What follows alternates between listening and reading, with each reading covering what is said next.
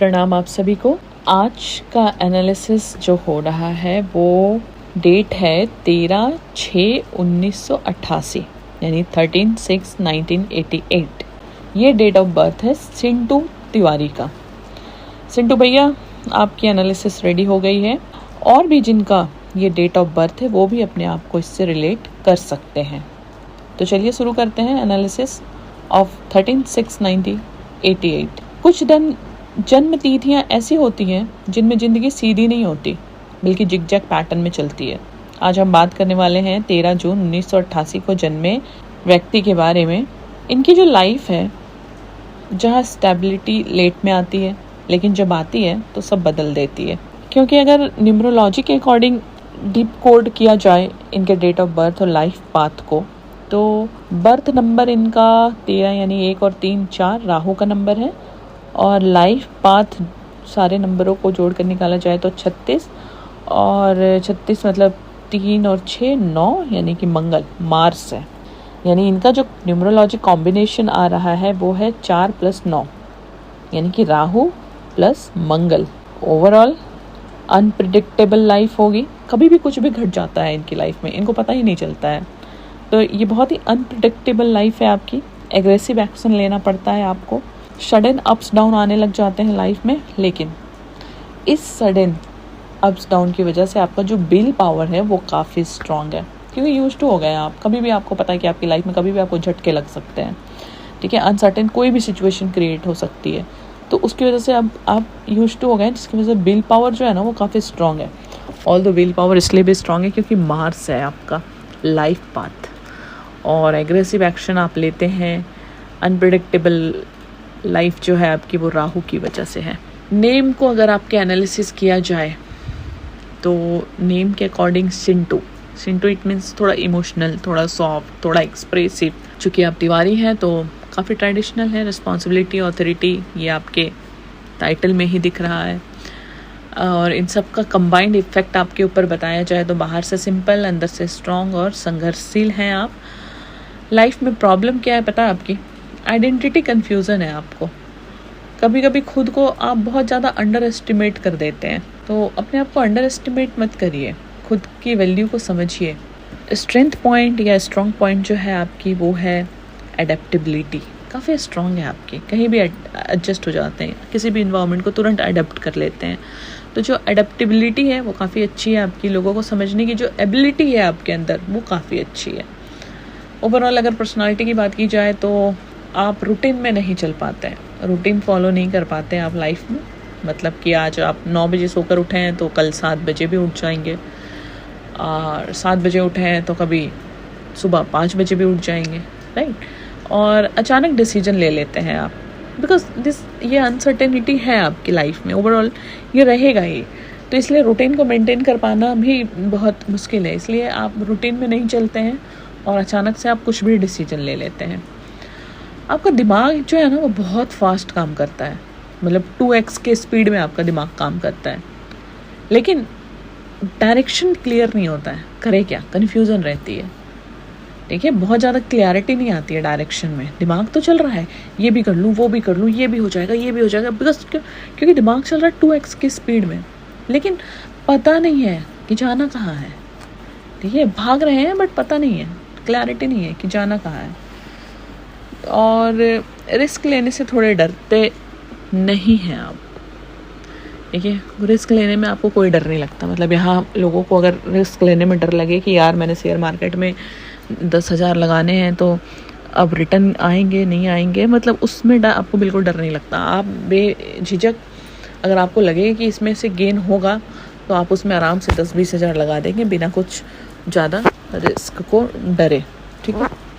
इसके साथ ही कंसिस्टेंसी में नहीं है, क्योंकि रूटीन नहीं है तो कंसिस्टेंसी में आपको थोड़ा स्ट्रगल करना पड़ता है। थोड़ा सा आप इस कंसिस्टेंसी को मेंटेन करने में आप खुद स्ट्रगल करके उसको मेंटेन करते हैं। ओवरऑल अगर आपके एनर्जी पैटर्न को देखा जाए तो सन और जेमिनी दोनों ही हैं आपके ओवरऑल कुंडली में। सूर्य और मिथुन दोनों ही दिख रहा है, जिससे डुअल नेचर पर्सनालिटी है आपकी। कम्युनिकेशन आपका काफ़ी स्ट्रॉन्ग है। मार्स का इन्फ्लुएंस है आपके ऊपर, तो गुस्सा बहुत जल्दी आ जाता है और एक्शन भी आप ले लेते हैं, जल्दी रिएक्ट कर जाते हैं। इसके साथ ही राहु भी है आपके कुंडली में, तो कन्फ्यूजन और सडन चेंजेस, अनकन्वेंशनल लाइफ कह सकते हैं, राइट। ये सारी चीज़ें आपकी मतलब इस तरीके की पर्सनालिटी आपकी प्रेडिक्ट की जा सकती है। करियर की बात करें तो ये जिग जैग जर्नी है आपकी, ठीक है। ये आप कोई ट्रेडिशनल जॉब में सेटिस्फाई होने वाले पर्सन है ही नहीं, तो ट्रेडिशनल जॉब में आप जाना भी नहीं चाहते हैं और आप बहुत सेटिस्फाई भी नहीं होंगे। तो ओवरऑल जो आपका कैरियर पैटर्न है वो 20 से 30 साल में बहुत अनस्टेबल है। 30 साल तक आप कहीं भी स्टेबल नहीं हो पाएंगे। 30 साल तक आप अनस्टेबल पोजीशन पे थे या रहेंगे। बार बार चेंज होता रहेगा डायरेक्शन में आपको, क्योंकि कन्फ्यूजन है इस वजह से। बट 32 से 35 के बाद आप धीरे धीरे सेटल होना शुरू करेंगे, ठीक है।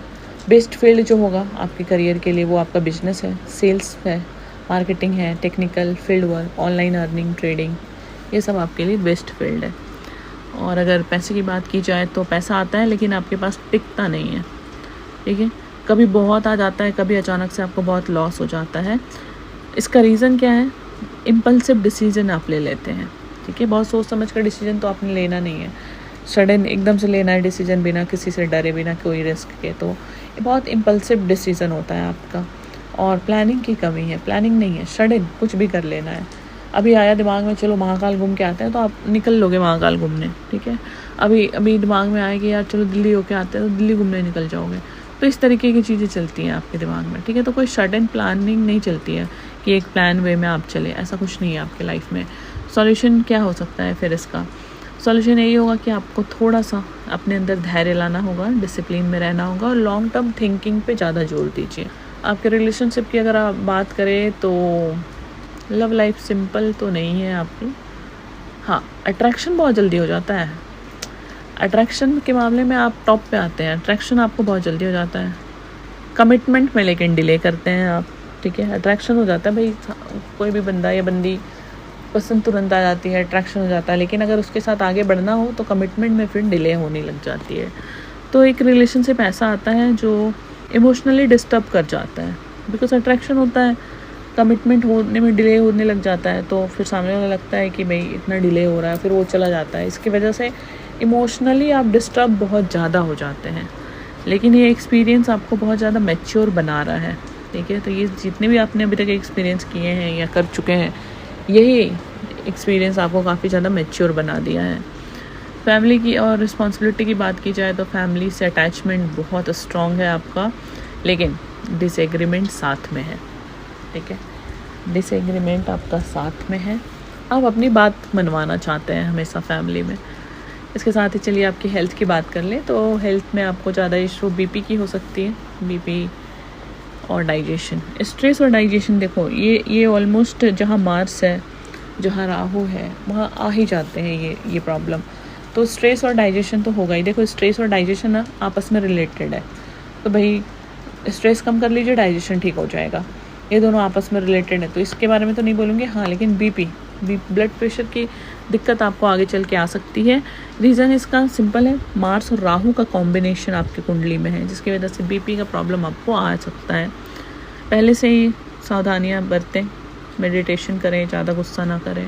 महादशा अगर आपकी देखी जाए, ओवरऑल स्ट्रॉन्ग ये पॉइंट होता है हर किसी के लाइफ में, तो राहु की महादशा थी आपको बचपन में, अभी नहीं है, बचपन में थी आपकी। बचपन में आपको वो राहु की महादशा थी, जिसकी वजह से ना बहुत कन्फ्यूज़न रहता था आपको बचपन में, और जो लाइफ को लेके करना क्या है, इसके लिए जो डायरेक्शन था वो बहुत अनक्लियर था आपके लिए।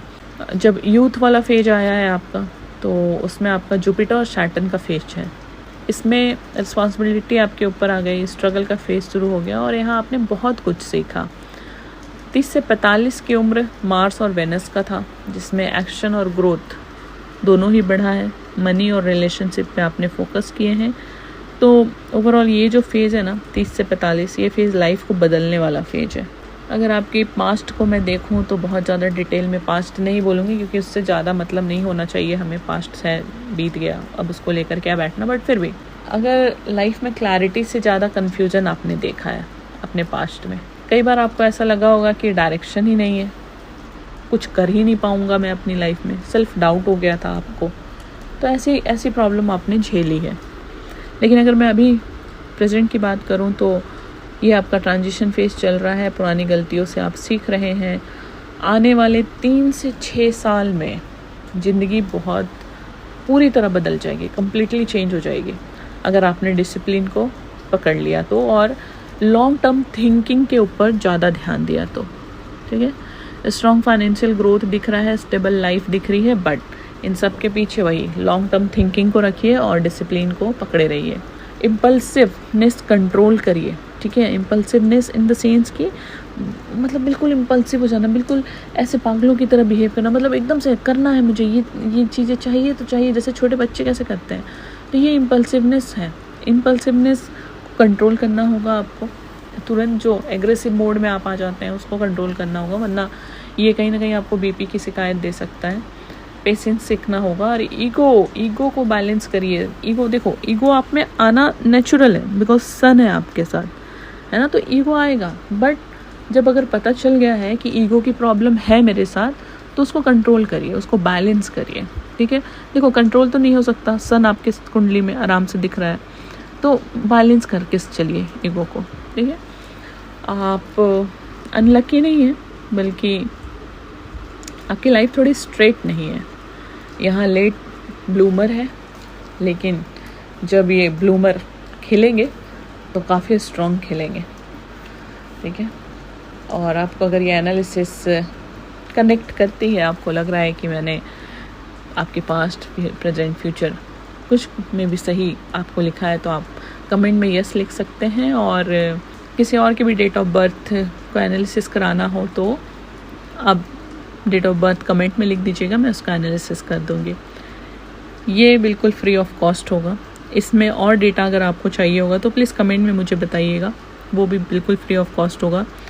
ये एक तरीके से मुझे लगता है कि जो बहुत परेशान है, दुखी है, उनको ये मदद ही करता है, राइट। और इसके थ्रू अगर मैं आप लोगों की मदद कर पा रही हूँ तो ये मेरे लिए बहुत बड़ी बात होगी।